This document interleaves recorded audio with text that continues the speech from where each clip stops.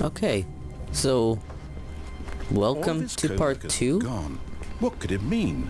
Stanley decided to go to the meeting room. Perhaps he had simply missed a memo. Today we actually begin the Stanley parable and not make Mr. Buns rage. Stanley came to a set of 2 open doors. This was not the correct way to the meeting room, and Stanley knew it perfectly well. Perhaps he wanted to stop by the employee lounge first, just to admire it. Stanley was so bad at following directions, it's incredible he wasn't fired years ago. Look, Stanley, I think... But in his eagerness to prove that he is in control of the story and no one gets to tell him what to do, Stanley leapt from the platform and plunged to his death. I had to do it. Good job, Stanley. Everyone thinks you're very powerful. I had to do it. So this time, I'm actually gonna follow the rules. You've seen what happened last time.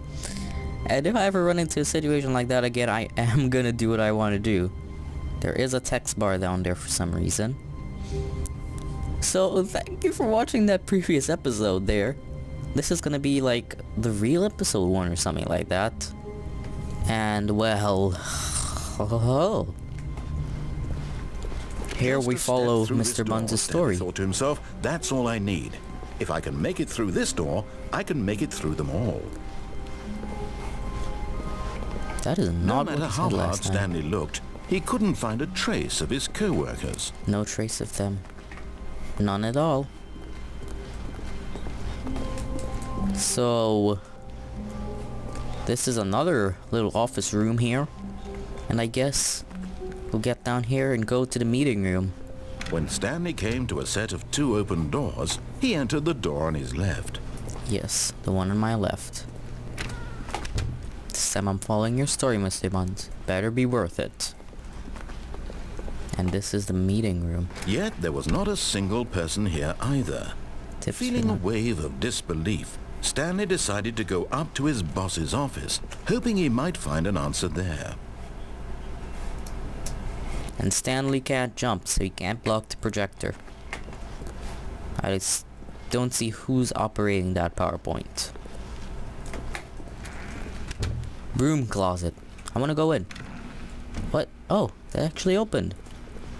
Stanley stepped into the broom closet, but there was nothing here, so he turned around and got back on track. Can I pick this up?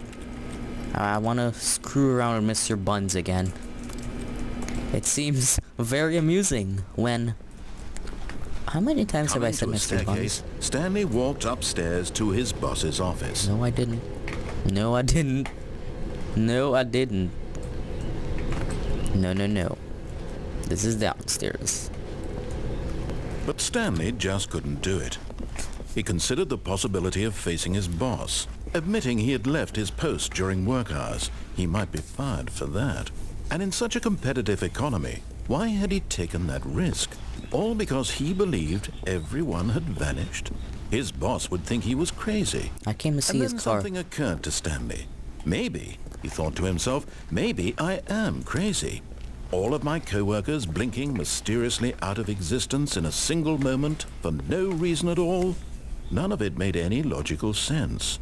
And as Stanley pondered this, he began to make other strange observations. For example, why couldn't he see his feet when he looked down? Why did doors close automatically behind him wherever he went? I figured out the second one already. Matter, these rooms were starting to look pretty familiar. Were they simply repeating? No, Stanley said to himself, this is all too strange. This can't be real. And at last, he came to the conclusion that had been on the tip of his tongue. He just hadn't found the words for it. I'm dreaming! He yelled. He's dreaming! Oh, what a relief Stanley felt to have finally found an answer, an explanation. His co-workers weren't actually gone. He wasn't going to lose his job. He wasn't crazy after all. And he thought to himself, I suppose I'll wake up soon. I'll have to go back to my boring real-life job pushing buttons. I may as well enjoy this while I'm still lucid. So he imagined himself flying and began to gently float above the ground. Then he imagined himself soaring through space on a magical starfield, and it too appeared. It was so much fun, and Stanley marveled that he had still not woken up. How was he remaining so lucid? And then perhaps the strangest question of them all entered Stanley's head. One he was amazed he hadn't asked himself sooner. Why is there a voice in my head dictating everything that I'm doing? Oh, so Stanley can actually hear Mr. Now Buns. the voice was describing itself being considered by Stanley, who found it particularly strange. I'm dreaming about a voice describing me, thinking about how it's describing my thoughts, he thought. And while he thought it all very odd and wondered if this voice spoke to all people in their dreams, the truth was that, of course, this was not a dream. How could it be? Was Stanley simply deceiving himself, believing that if he's asleep he doesn't have to take responsibility for himself? Stanley is as awake right now as he's ever been in his life. Now hearing the voice speak these words was quite a shock to Stanley. After all, he knew for certain, beyond a doubt, that this was in fact a dream. Did the voice not see him float and make the magical stars just a moment ago? How else would the voice explain all that? This voice was a part of himself too. Surely, if he could just...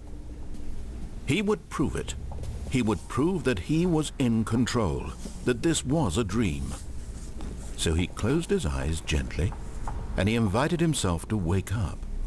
He felt the cool weight of the blanket on his skin, the press of the mattress on his back, the fresh air of a world outside this one. Wake me up when it's all over. When I'm wiser and I'm older. I wish it to be over. All this time Let me go I back was to my job. I forgot Let me the continue words. pushing the buttons. Please. It's all I want. I want my apartment and my wife and my job. All I want is my life exactly the way it's always been. My life is normal. I would have loved to have been in Stanley's world right now, Will be fine. deceiving Mr. Buns. I am okay. Sure? You sure? Stanley began screaming. Please, someone, wake me up. My name is Stanley. I have a boss. I have an office. I am real. Please, just someone tell me I am real. I must be real. Stanley, you're real. Can anyone hear my voice? Who am I? Who am I? You're Stanley. And Shut up. everything went black. Way to be racist. This is the story of a woman named What? Mariella. What the? Mariella woke up on a day like any other. She arose, got dressed, gathered her belongings, and walked to her place of work. But on this particular day, her walk was interrupted by the body of a man who had stumbled through town talking and screaming to himself, and then collapsed dead on the sidewalk.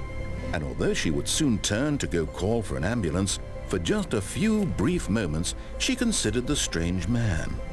He was obviously crazy. This much she knew.